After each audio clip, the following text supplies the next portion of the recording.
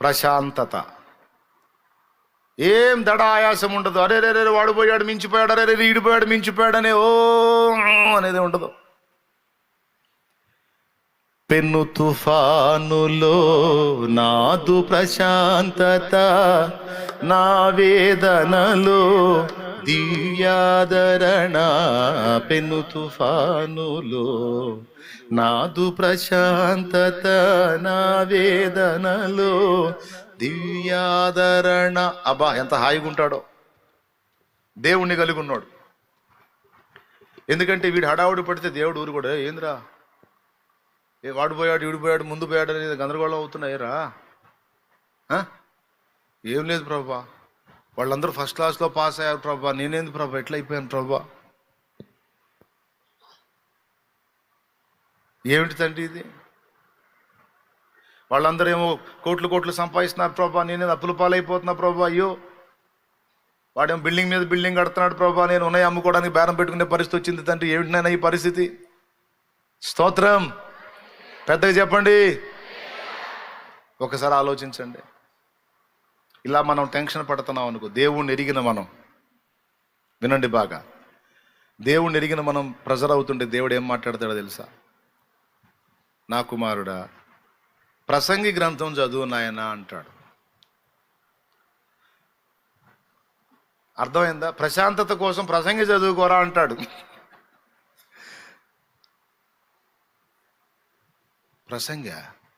ప్రసంగిలో విరక్తి కదా వచ్చేది, ప్రశాంతత తేడా వచ్చింది. అయినా చూడండి ఒకసారి చూద్దాం. ప్రసంగి చదివితే విరక్తి కదా వచ్చేది. కాదు కాదు కాదు కాదు. 9వ అధ్యాయము 11వ వచనం చదువు. మరియు నేను ఆలోచింపగా సూర్యుని క్రింద జరుగుచున్నది నాకు తెలియబడెను, వడిగల వారు పరుగులో గెలవరు. అది విషయం. ఒరే ఒరే ఒరే వాడు వడిగా పరిగెత్తుతున్నాడు పానే పోయాడు అంటున్నావు, వాడు గెలవడు కూసోరాను. అరే ఆడా బాగా పరిగెత్తగలవాడు వడిగలవాడు వాడు అవుతాడు అనుకున్నావా? కుదరదాడు, కూసుంటాడు. కూసో చదువు. బలము గలవారు యుద్ధమునందు విజయం పొందరు. అసలు ఇదేందండి? రివర్స్ మాట్లాడతాడు. పరుగులో గెలవాలంటే ఒడిగా పరిగెత్తేవాడే గెలుస్తాడు, బలం గలవాడే యుద్ధంలో గెలుస్తాడు, జ్ఞానం గలవాడికి అన్నం దొరికిద్ది, బుద్ధిమంతుల వల్ల ఐశ్వర్యం కలిగిద్ది, తెలివి గలవాడికి అనుగ్రహం దొరికిద్ది. వాస్తవంగా రీజన్ అయితే రాజుగారి అనుగ్రహం దొరకాలంటే ఏం కావాలి? వాడికి తెలివి కావాలి. తెలివి గలవాడు ఎక్కడుంటాడు? రాజుగారి దగ్గర ఉంటాడు. ఎందుకు? రాజుగారు సోదరులను పెట్టుకోడు, వాడి దగ్గర తెలివి గలవాళ్ళని పెట్టుకుంటాడు, చురుకైన వాళ్ళని పెట్టుకుంటాడు. కానీ ఇక్కడ రివర్స్ మాట్లాడుతున్నాడు. అందుకే ప్రసంగం అండర్లైన్ చేసుకుంటా వచ్చినాం. నేను నంబర్ 1 సోదరుడిని, సోదాన్ని అన్నోళ్ళు చేతులు ఎత్తండి.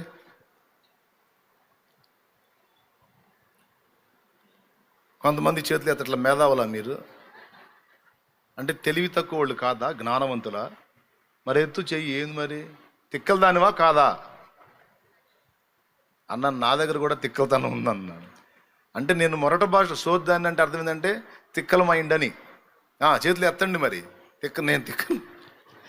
నేను తిక్కలోనని చెప్పడమే కదన్న, మా ఇంట్లో మొత్తం అనేది అదే. నన్ను ఇంత తిక్కల దానివి ఎట్లా బతుకుతావు, ఇంత తిక్కలోడి ఎట్లా బతుకుతావు అనిపించుకున్నావా లేదా? నన్ను ఆ సర్టిఫికెట్ అయితే మనకుంది కదా, దేవునికి స్తోత్రం కలుగునుగా. ఇప్పుడు కూడా అప్పుడప్పుడు అనిపించుకుంటా ఉన్నాం కదా. రైట్. ఒక మాట చెప్తా, ఇక్కడ చదువు. మరి అట్లయితే తిక్కలోళ్ళు బతకటం కష్టం, జ్ఞానులు బతకటం ఈజీ. కానీ ఇక్కడ చూడు, జ్ఞానము గలవా నీకు అన్నము దొరకదన్నాడు. వడిగలవారు పరుగులో గెలవరు, బలము గలవాడు యుద్ధములో గెలవడు. అంత రివర్స్ మాట్లాడుతున్నాడు. ఇవన్నీ దేవుని కలిగి ఉన్నవాడు ఎరుగుంటాడు కాబట్టి ఎవడు పరిగెత్తి ముందుకు పోయినా దడ ఆయాసం పెంచుకోడు.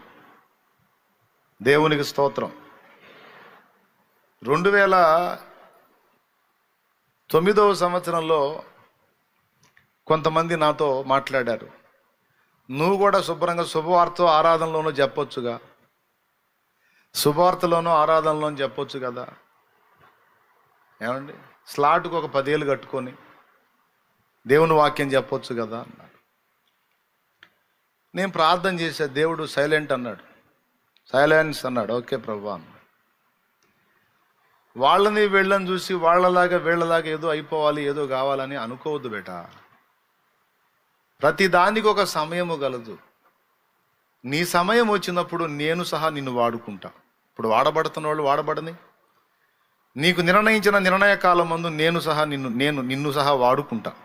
నువ్వేం టెన్షన్ పడద్దు. అయ్యో కాలం గతించిపోతుంది అనుకోవద్దు. నీకు నిర్ణయించినటువంటి సమయం ఒకటి ఉంటుంది. ఆ సమయంలో నేను నిన్ను నిలబెట్టుకుంటా.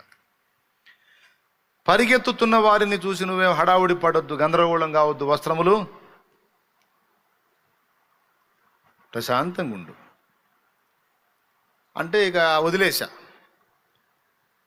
అవన్నీ వదిలేసి అసలు నేను ఎక్కడున్నానో ఏం చేస్తున్నానో కూడా తెలియకుండా మరుగు నుండిపోయి దేవుని పని సైలెంట్గా చేశా. 2009 నుంచి 2020 వరకు ఎన్ని సంవత్సరాలు? 11 సంవత్సరాలు. ఎన్నేళ్ళు? అంతేగా, 2009 టు 2020. ఇక ఆ సమయం రానే వచ్చింది. ఆ సమయం ఏదో కాదు, నిన్నటి రోజు మొట్టమొదటిసారి లాక్డౌన్ ఎప్పుడు స్టార్ట్ అయింది? మార్చి 26, 22 22 అంటారు ఒకళ్ళు, 20 అంటారు ఒకళ్ళు.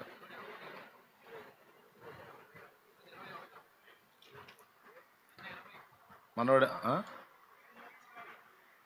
22 కదా. సరే ఈ గొడవంతొద్దు.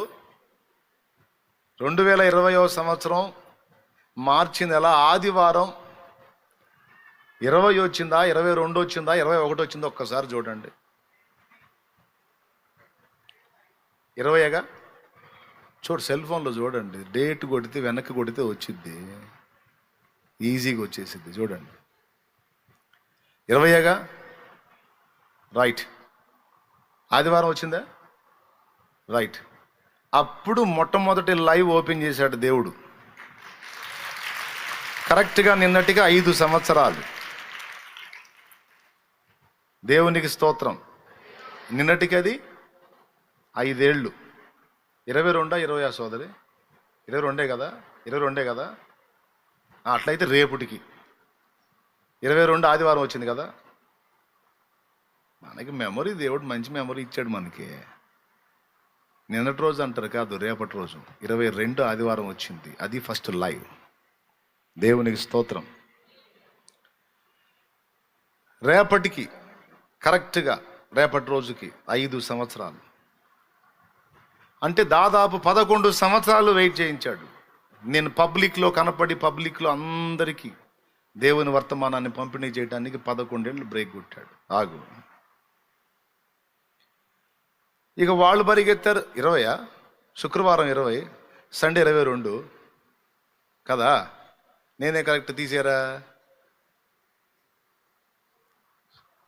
లాక్డౌన్ ఎప్పటి నుంచి స్టార్ట్ చేశారు? 22 నుంచి, ఆదివారం నుంచి స్టార్ట్ చేశారు కదా. 22 నుంచే కదా. అప్పుడు అనుకున్నాం కూడా, కావాలని పని కట్టుకుని ఆదివారం పెట్టారు, ప్రార్థన కూడా లావటానికి పెట్టారు అనుకున్నాం కూడా అప్పుడు. స్తోత్రం.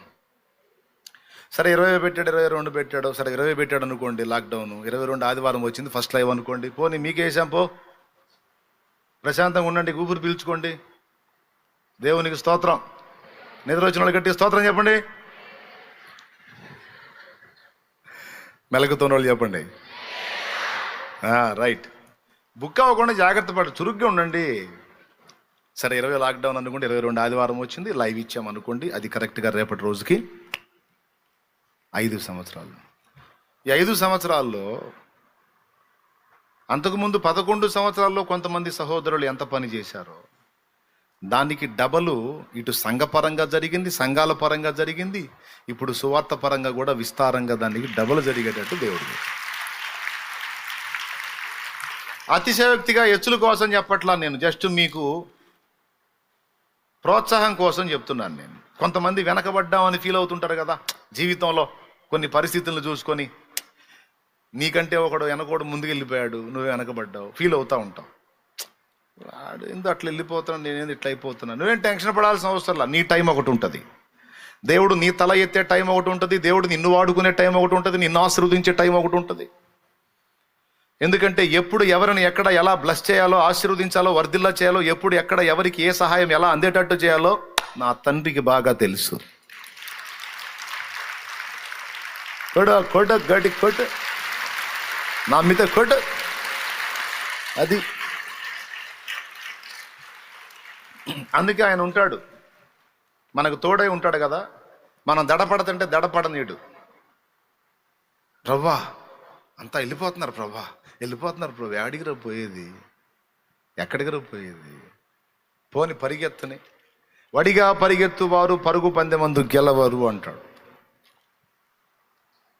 బలము గలవాడు యుద్ధంలో గెలవడు, జ్ఞానము గలవానికి అన్నం దొరకదు. మరి ఎలా అంటే కింద చెప్తాడు, అదృష్టవశమున కాలవశమున మాత్రమే వారికి అవి దొరుకుతున్నవన్నాడు. అదృష్టము అన్నా కాలం అన్నా యేసయ్యే. దేవునికి స్తోత్రం కలుగును గాక. అదృష్టం అంటే ఎవరో తెలుసా? యేసయ్యే. కాలము ఈజ్ ఈక్వల్ టు అదృష్టం, రెండు ఒకటే. ఈ రెండు కలిపి యేసయ్య. ఆయన నీ దగ్గర ఉన్నాడు, ఆయన నా దగ్గర ఉన్నాడు. ఆయన చాలనుకున్నాం, ఇంకా దేన్ని పట్టించుకోవాలి, ఆయన చాలనుకున్నాం. ఇప్పుడు ఏం జరుగుతుందంటే తెలుసా మీకు? ఆయన మూడవది నీకు ప్రశాంతత ఇస్తాడు. బేటా వాళ్ళు ముందుకెళ్ళారు, వీళ్ళు ముందుకెళ్ళారు, నువ్వు టెన్షన్ పడొద్దు బేటా. నేనున్నా కదా నీకు. నీకు నిర్ణయించిన నిర్ణయ కాలంలో నీకు చూపే కృపను నీకు చూపుతాను. నిమ్మళంగా ఉండును, ప్రశాంతంగా ఉండును, నెమ్మదిగా ఉండును, ఏం హడావుడి పడద్దు. ఎందుకంటే నువ్వు నా వైపు చూస్తున్నావు, నన్ను కలిగి ఉన్నావు, నేనున్నా కదా. గుర్తుపెట్టుకో, నిన్ను తలగా ఉంచాలనేది నా కోరిక అయి ఉంటుందా, తోకగా ఉంచాలని నా కోరిక ఉంటుందా? డాడీ తలగానే ఉంచాలని ఉంటుంది డాడీ. ఇంకేం బేటా, నన్ను నమ్ముతున్నావు కదా. నమ్ముతున్నా డాడీ, ఇంకా నిమ్మలంగా ఉండు, సప్పుడు చేయగా ఊకో. మే హూనా, దేవునికి స్తోత్రం, నేను చూస్తా కదా. కాబట్టి ఇది విశ్వాసులైన వాళ్ళకి, దేవుణ్ణి తన యొద్ద కలిగి ఉన్న వాళ్ళకి భరోసా ఉంటుంది గనక వాళ్ళు ప్రశాంతతలో బ్రతుకుతారు. పక్క వాళ్ళు పరిగెత్తుతుంటే వీళ్ళు టెన్షన్ పడరు, వాళ్ళకి అందలేదు అనే ఆవేదన ఉండదు, వాళ్ళకి ఏ ఒత్తిడిని కూర్చిన టెన్షన్ ఉండదు. ఎందుకంటే దేనికైనా చాలిన దేవుడు నాకున్నాడు గనుక నేనెందుకు ఆందోళన పడాలి, నా దేవుడు చూసుకుంటాడు.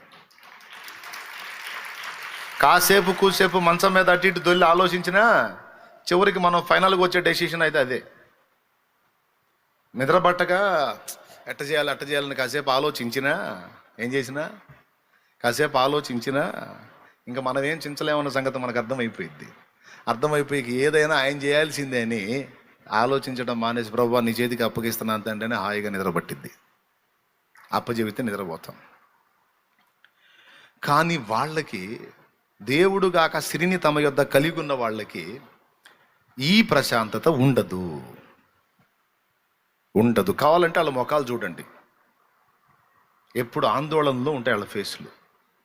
కానీ మన దేవుణ్ణి తమ యొద్ద కలిగి ఉన్న వాళ్ళ ఫేసులు చూడండి, ప్రసన్నంగా ఉంటాయి, నిమ్మలంగా ఉంటాయి, నెమ్మదిగా ఉంటాయి, హాయిగా ఉంటాయి. ఒకవేళ దేవుణ్ణి ఎరిగుండి కూడా నువ్వు ఆ ప్రశాంతతలో ఉండట్లేదు అంటే నువ్వు దేవుణ్ణి కలిగి లేవు, లేదా దేవుడు నీతో ఉన్నాడన్న విశ్వాసం నీకు లేదు. తగిన కాలం ముందు తప్పక సహాయపడతాడన్న నిశ్చయిత నీకు లేదు కనుకనే ఆందోళనలో బతుకుతున్నావు. అది ఉందనుకో, రిలాక్స్, అంతే. ఇక నీ ముఖం వికారం ఉండదు.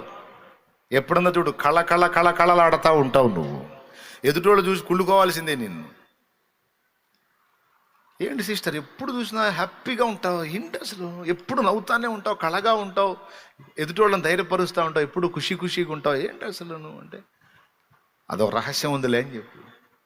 ఏంటి రహస్యం అంటే నేను నమ్మిన వాడు అలాంటి వాడు, నాకు తోడై ఉన్నవాడు అలాంటి వాడు.